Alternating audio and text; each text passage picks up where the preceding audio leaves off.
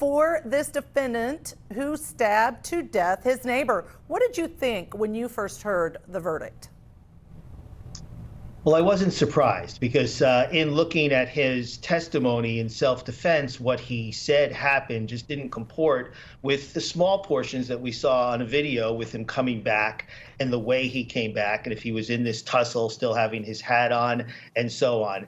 And it just did appear that, given the nature of the stab wounds, how many stab wounds there were, this was a person who had had enough of his neighbor tormenting him and unfortunately retaliated by killing him. So not surprised at the verdict at all. It seemed as if the evidence all pointed that way. There was no dispute. He stabbed his next door neighbor, and the premeditation wasn't hard to find either, given the circumstances here.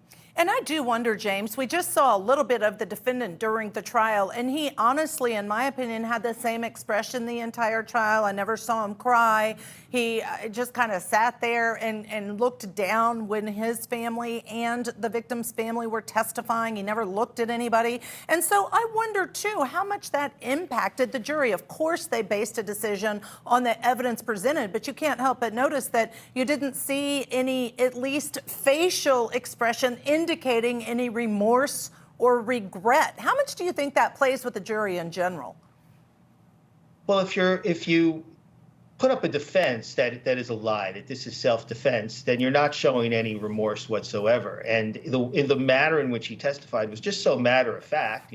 I got in this tussle, we were going back and forth, and I stabbed him in self-defense.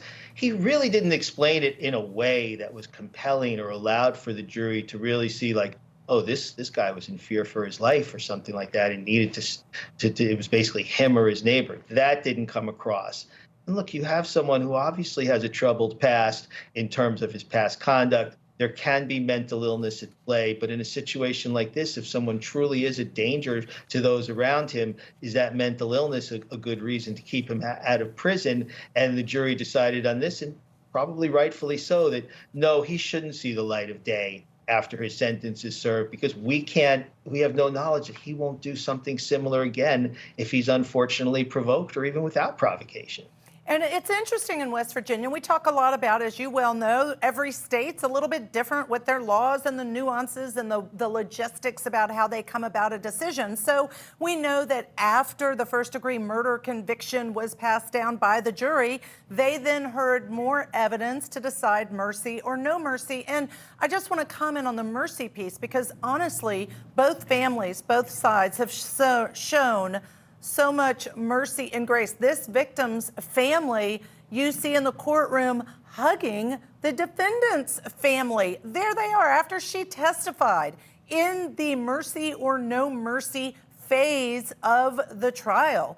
She is actually hugging the defendant's sister there, the defendant's mother. And so the reality is what grace and forgiveness these families have shown one another when it's tragic. Two people are lost. Having said that, clearly no way to compensate, make up for the fact they lost their son. And so we know the jury came back and said no mercy. That means life without parole in prison. Do you think that was the right decision from your perspective? I think it was, given the prior crimes that he committed. He ran over someone without any reason to do so. It seems we had the assault of a underage girl that we didn't.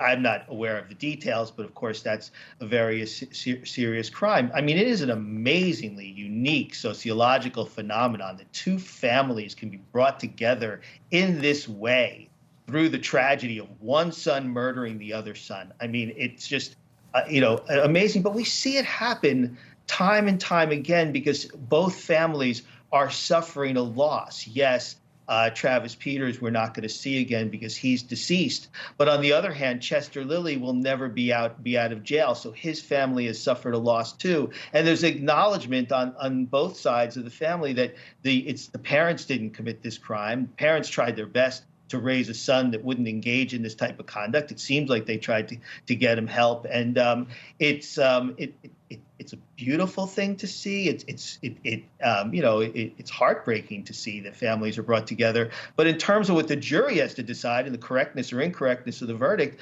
they're looking at a guy who seems to take no responsibility for his actions, has engaged in repeatedly violent conduct, even if it's several isolated incidents. He's a young man, relatively. We let him out in 15 years. The risk is he could do this to someone else, and they don't want to take that risk. So you can understand why the jury reached the verdict they did of no mercy. And James, I agree with you completely that they did have that information for that phase of the trial about his criminal past. And that does speak, I think, to their decision and the decision that was made by the jury, no mercy.